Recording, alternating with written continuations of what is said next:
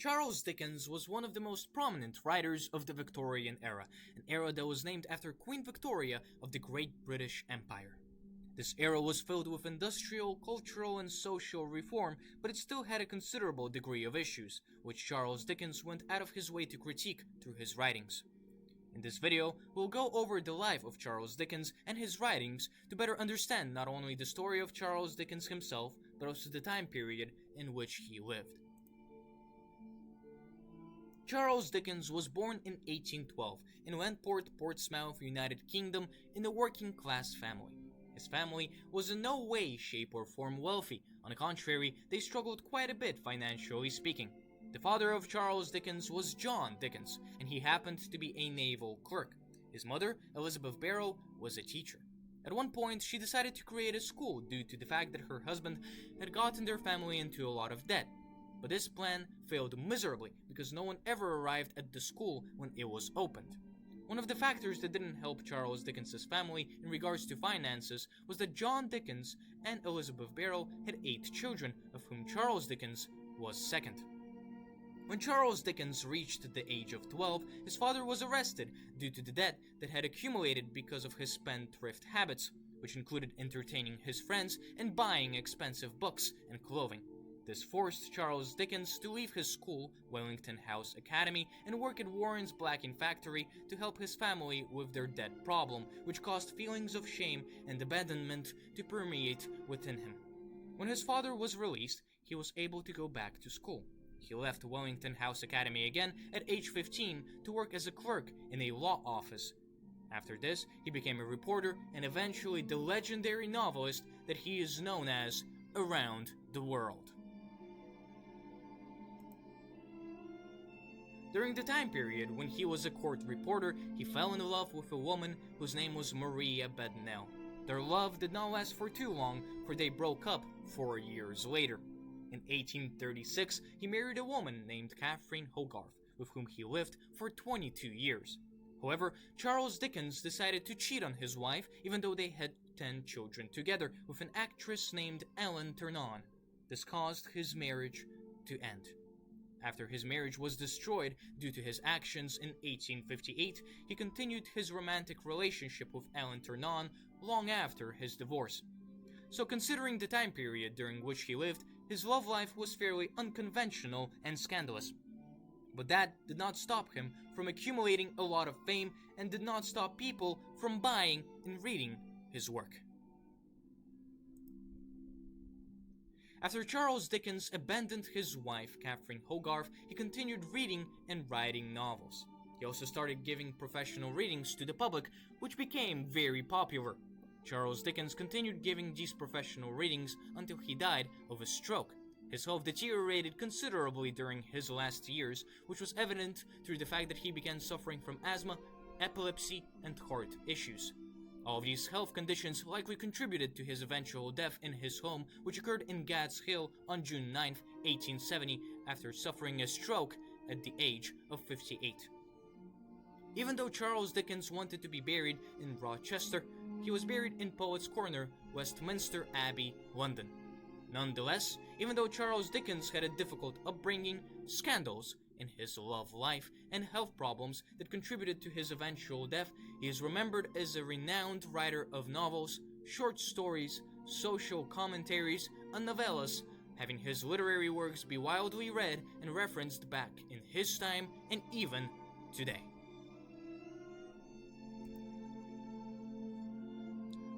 Charles Dickens was a very consistent writer.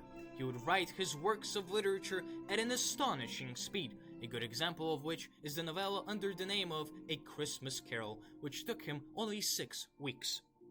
The novels he wrote were often published in magazines, such as Bentley's Miscellany, Household Words, and All the Year Round, which popularized his novels to a considerable degree. The novels of Charles Dickens were character-driven works of literature that critiqued the societal issues that permeated throughout Britain, which included cruelty within the workforce, parental neglect of their children, the injustices of economics, and the misery of the poor, which were fueled by brutality, selfishness, hypocrisy, and indifference of aristocrats. The characters within Charles Dickens' novels, even though they did have their own unique quirks, were fairly authentic, making them very likable to the readers of Charles's work. Charles Dickens' novels are filled with humor, humanity, symbolism, and narrative nuance, allowing him to not only push his message, but also hold the attention and interest of his readers. All of this resulted in great fame and wealth for Charles Dickens, propelling him as one of the most iconic Victorian writers of them all.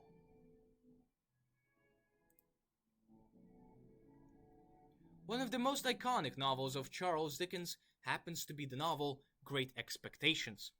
This novel of his was first published in 1861 and was his 12th novel.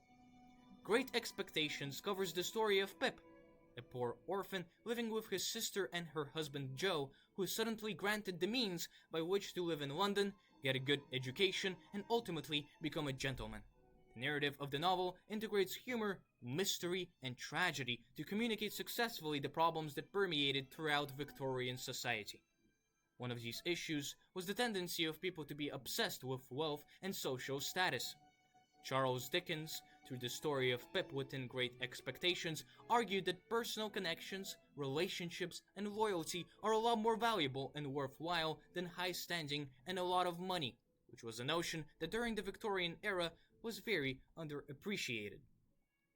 Great Expectation also outlines how a lot of wealth can cause corruption to manifest itself within people by outlining the negative behavior of wealthy human beings such as Miss Havisham and Estella, who, due to their wealth, became cruel, arrogant, and prideful. This novel also serves as a critique of the criminal justice system, the educational system, and marriage laws of that particular era, which is exemplified through the actions and experiences of the characters. Hard Times is another novel written by Charles Dickens that thoroughly critiques the Victorian era. This novel, first published on August 12, 1854, covers the story of Thomas Gradgrind, who prioritizes facts over feelings and ingrains this mindset into his children. This results in his daughter having to live through a marriage in which she finds no love or fulfillment, and his son becoming a full-blown gambler, showing that raising children on the basis of pragmatic utilitarianism alone, with total disregard for feelings, emotions, and imagination, is not very wise. The narrative also explores the story of Stephen Blackpool, who works so hard that his relationship with his wife starts to crumble, showing that the accumulation of wealth is meant to be balanced with real human connection, because if that is not done, there will be dire consequences. By exploring the story of Thomas Gradgrind, a wealthy schoolmaster, and Stephen Blackpool, a poor factory worker, Charles Dickens exemplifies the giant gap between wealthy industrialists and the impoverished working class, which was very reflective of the conditions in Britain at the time. This particular novel also explores the greed and cruelty of Josiah Bounderby, a wealthy factory worker who uses everyone around him to further his goals with total disregard for others. All of these aspects make Hard Times one of the best critiques of the Victorian era and the behavior that it propagated. The last novel written by Charles Dickens that I would like to go over happens to be Oliver Twist. This novel, which was published in 1838 and was the second novel that Charles Dickens ever released, explores the journey of a young orphan boy trying to survive in the streets of England. As was the case in Hard Times and Great Expectations, this novel explores the hardships that poor people in England had to endure, the corrupt justice system, and the social and moral problems of England. Charles Dickens also outlined the harsh and dehumanizing conditions within workhouses, criminal activity, which was enacted due to the fact that people simply did not have the means by which to even feed themselves, and the class division between the poor and the rich, who couldn't care less about the well-being of the poor, even though they would go out of their way to attest how they care a lot about poor people's welfare. By outlining all these issues, Charles Dickens was attempting to encourage social reform by revealing the dire situation in which poor people were finding themselves. Today we have explored not only the personal life of one of the most prominent writers of the Victorian era, but also some of his most prominent works.